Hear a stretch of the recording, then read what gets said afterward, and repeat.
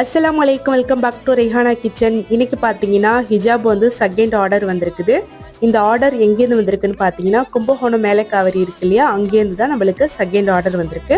வாங்க நான் எப்படி பேக் பண்ணுறேன்ட்டு பார்க்கலாம். நான் பார்த்தீங்கன்னா இந்த ஹிஜாப் பிஸ்னஸ் ஸ்டார்ட் பண்ணி ஒரு 4-5 டேஸ் ஆக போகுது. அல்லாஹ் உதவினால இப்போ தான் லைட்டாக மூவ் ஆகிட்டு இருக்கு.